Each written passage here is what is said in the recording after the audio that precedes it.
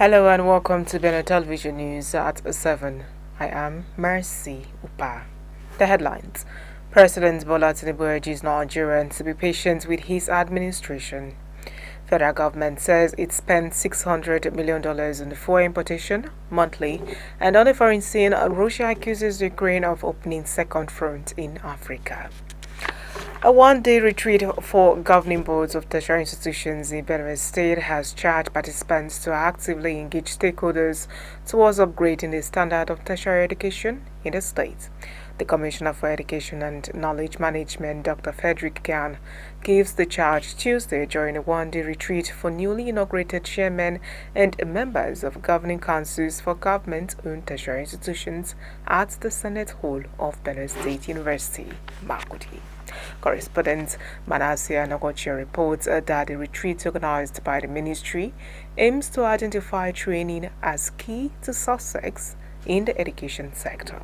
Here's his report. Chairmen and members of the Governing Council of Benue State-owned tertiary institutions were inaugurated on July 19, 2024 at Government House, Makurdi by Governor Hyacinth Alia, several days after a one-day retreat for the newly inaugurated chairmen and members of the Governing Councils and heads of institutions is taking place at the instance of the Commissioner for Education and Knowledge Management, Reverend Dr. Frederick Ikan, tagged Setting Agenda for Harmonious and Efficient Administration in our tertiary institutions. Dr. Ikan explains that the retreat has become necessary to help all those involved in managing the education sector at the highest level in the state to better understand their roles for optimal performance. According to the Commissioner, it is important for members of the Governing Council to work together with their institution's management to introduce innovations and reinforce accountability. Hopes the move will not only regain confidence in the standard of living in tertiary institutions, but build a viable education industry in line with Governor Hyacinth Alia's vision in the sector. For too long, the councils of our tertiary institutions have been entangled in the politics of patronage and settlements, leading to a culture of entitlement that has hindered our progress. However, under the visionary leadership of the Governor of Benue State, His Excellency Reverend Father Dr. Hyacinth Alia, we are witnessing a remarkable shift, and this change is characterized by a renewed focus on value addition in public service, underpinned by a high sense of responsibility, probity, and accountability. Vice Chancellor of Benue State University, Professor Joy Rapo, represented by Professor Mike Odugbo, says the retreat is timely and will facilitate maximum performance if knowledge acquired during the retreat is put practice. We are delighted to have you to be here. Honorable Commissioner, sir, thank you for considering once more Benue State University space for this very important meeting. We hope that 247 this space will always be there for you, sir. A retired Director of Ministry of Education, Mr. Godwin Awai, presented a paper on role of governing councils in funding and enhancing productivity, while a former member of Benue State University Governing Council, Dr. Andrew Ame, presents another one on blending public service roles with operations of governing council. Both speakers encouraged participants to develop workable plans and to make use of public service rules for effective delivery. You do the strategic plan, then you also have within it a communications plan. For most of the times you take for granted some of these things. Your institution will communicate with the whole world. You should have a plan for that communication. You communicate within yourselves in the organization. For the governing council to be able to effectively carry out its roles, its management of the institution has to be based on the public service rules and the conditions of service of the institutions concerned.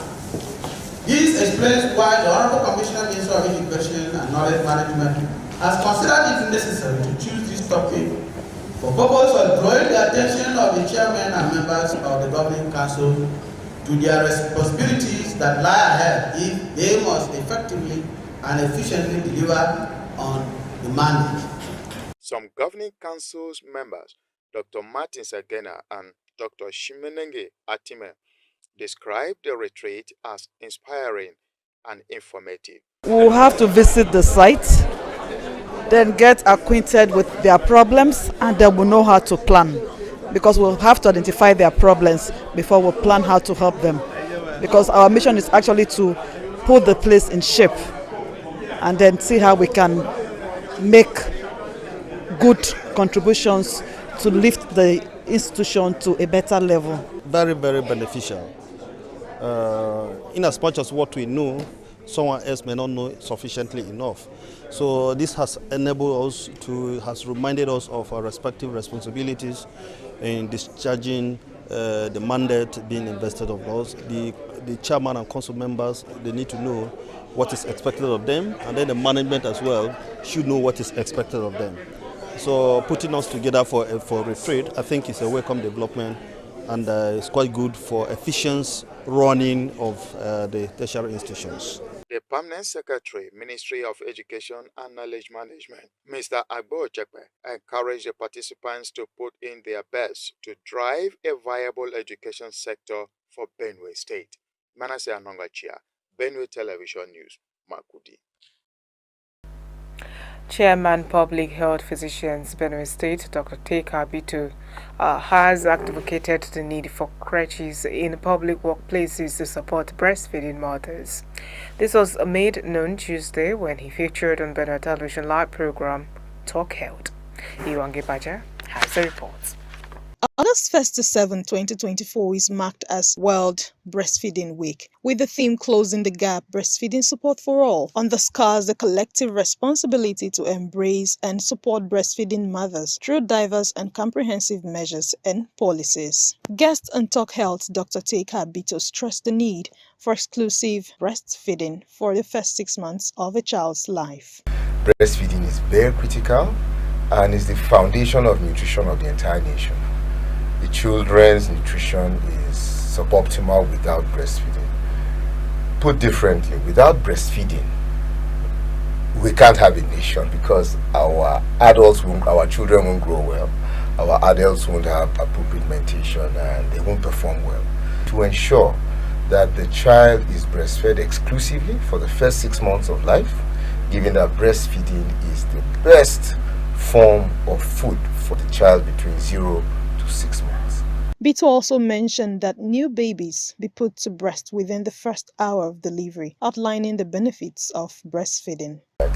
And right from birth, the baby should be put to the breast within an hour of birth, except maybe the mother had a surgery or is under anesthesia and she's not fully alert. Otherwise, within an hour of birth, the child should be put to the breast and start sucking. Because when the child starts sucking, then more milk is produced. And even the early part of milk provided, I know there are some myths about, that we throw away the first, but no, that first milk called colostrum is very rich for the child to fight infections. Okay. Yes. He added the kind of support that should be given to breastfeeding mothers. Iwange Baja, Benue Television News, Makudi. The Minister of Finance and Coordinating Minister of the Economy, Wale Edun, has revealed that the country currently spends $600 million on fuel importation monthly. Edun said that the high import bill is due to neighboring countries up to Central Africa benefit from the country's fuel imports. The minister stated this during an interview with newsmen. He explained that the situation was the reason President Bola Tinubu removed fuel subsidy, as the country does not know the exact amount of fuel consumed internally. He said that the nation must take a decisive step to tackle the program as it impairs economic growth. Edun also clarified that the recent decision to raise the maximum borrowing percentage in the ways and means from 5 to 10% does not imply that the federal government tends to rely on the Central Bank of Nigeria financing, describing the approval by the National Assembly as a fail-safe measure. The minister also said the welfare of Nigerians remained a key priority for the current administration, particularly ensuring food availability and affordability. He assured all that measures adopted by administration would not undermine local farmers, as importation would only be permitted after exhausting local supplies. According to a report by the National Bureau of Statistics, the country's petrol import was reduced to an average of 1 billion litres monthly after President Bola Tinubu removed the fuel subsidy on May 29, 2024. The Minister of Defense, Mohammed Badaru, has charged Economic Community of West African States, ECOWAS, Chiefs of Defense Staff to develop new military strategies and coordinate national regional security that will ensure peace and stability in the sub-region. He also charged them to develop strategies that will effectively respond to emerging threats in the continent. Badaru said this while delivering a speech at the 42nd meeting of ECOWAS Chiefs of Defense Staff in Abuja. He said their military knowledge and strategic foresight are crucial to ending insecurity in the sub-region and the entire African continent. The minister urged the committee to expedite a reference with two contributing countries towards the deployment of the ECOWAS stabilization mission in Sierra Leone and operationalization of the regional standby force for counter-terrorism, as well as the ongoing peace support operation in the Gambia, South-South, and other sister countries. Bada recommended the committee for coming up with a project document on the modalities for utilizing the internal, financial, human, and material resources for the deployment of the regional counter-terrorism force. Still to come on Benue Television News, at 7, President Bola Tinubu has pleaded with Nigerians to be patient. We'll bring you details of this report and more after the break. Stay with us.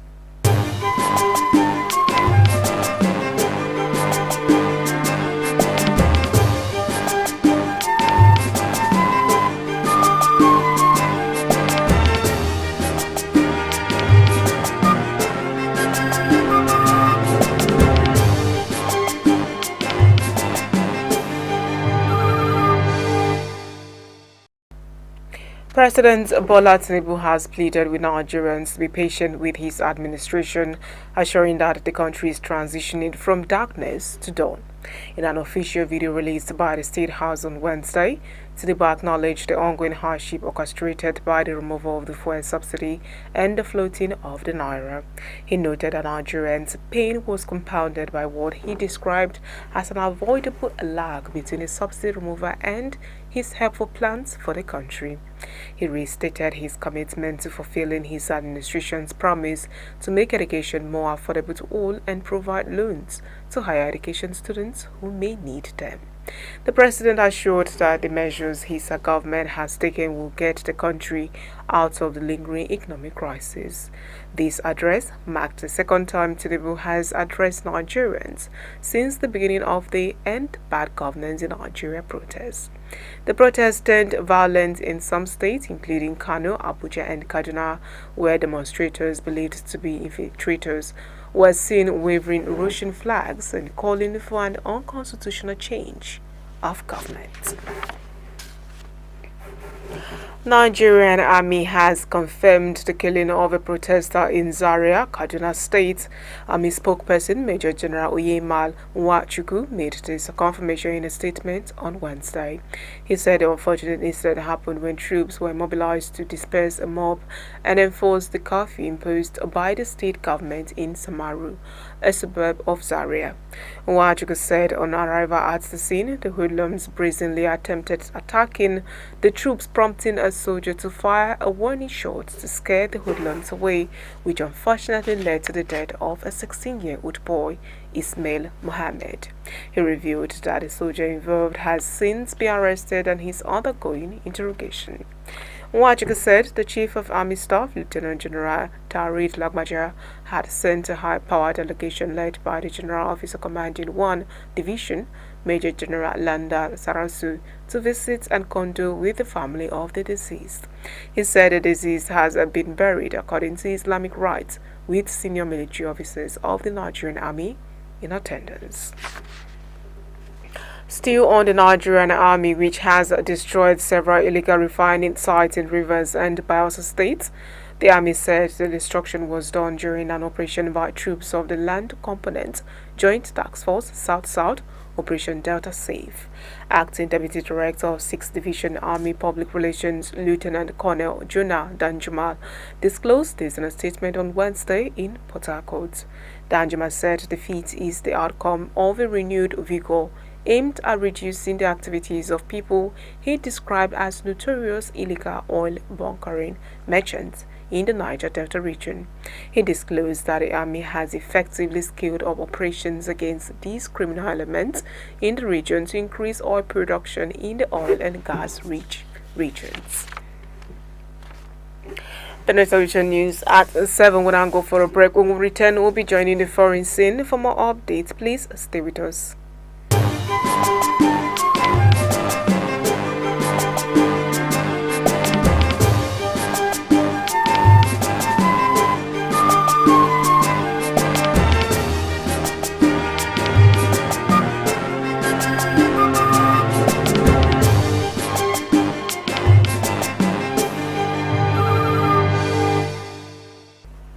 Welcome back from that break. You're still watching BENUETVNEWS at 7.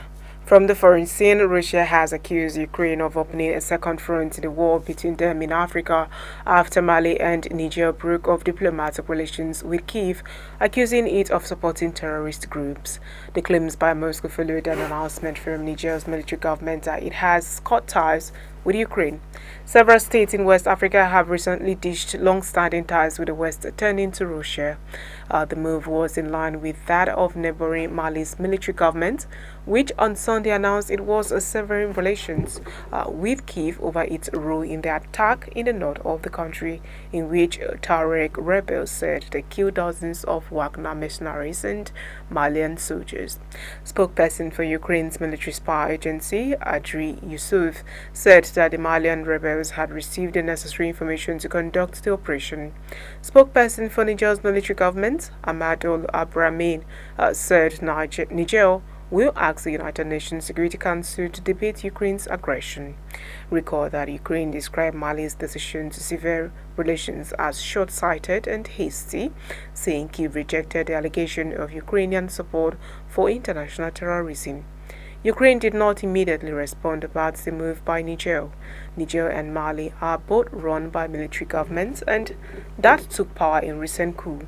Both have since ripped off defense agreements with France and turned to Russia for military support. Russian Foreign Ministry spokesperson Maria Zakharova said unable to defeat Russia on the battlefield, the regime of President Volodymyr Zelensky has opened a second front in Africa.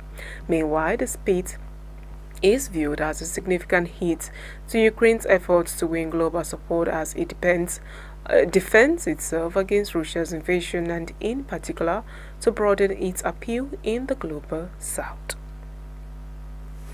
2 people have been killed in Kyiv, Germany, after a hotel building partially collapsed, while several others remain trapped under the rubble. Rescue operations are ongoing with more than 200 emergency services personnel at the scene. Located near the banks of the river Moselle, the hotel's roof collapsed, shattering windows at the top floor of the building collapsed onto the lower floor. According to local police, 14 people were inside the hotel at the time of the incident.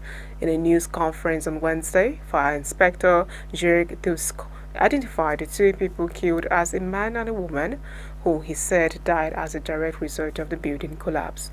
Some 250 emergency services personnel were deployed to support rescue efforts, including firefighters, police, rescue dog teams, and medics. According to reports, the damaged building in western Germany dates back to the 1960s. To the 16th, it experienced significant renovations back in the 1980s when an additional floor was added to the now 2-story building. Nearby residents have been told to evacuate the area given concerns that the hotel building could collapse further. The Moselle Valley is a popular tourist destination famed for its vineyards and picturesque old towns. Bangladesh Nobel laureate Mohammed Yunus will head the country's interim government after former Prime Minister Sheikh Hasina stepped down and fled the country amid a mass uprising against her rule, led mostly by students. The announcement on Wednesday came from the press secretary of President Mohammed Shahabuddin, Jonal Abedin.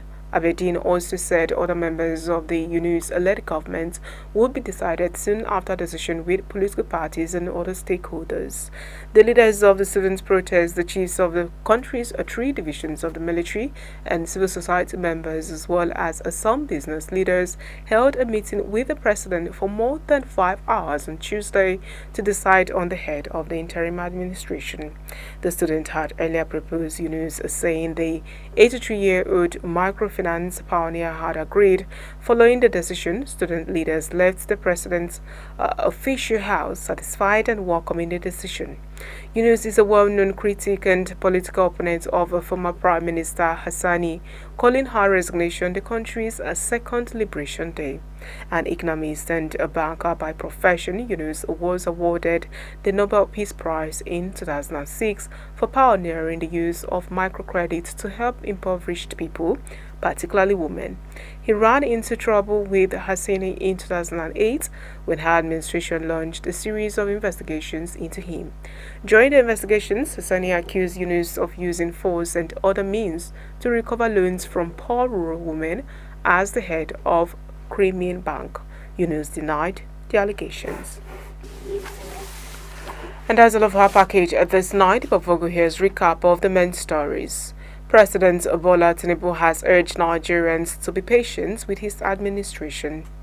Federal government has said it spent $600 million on fuel importation monthly. Russia has accused Ukraine of opening second front in Africa. My name is Mercy Upa. Local news will come up next. Good night.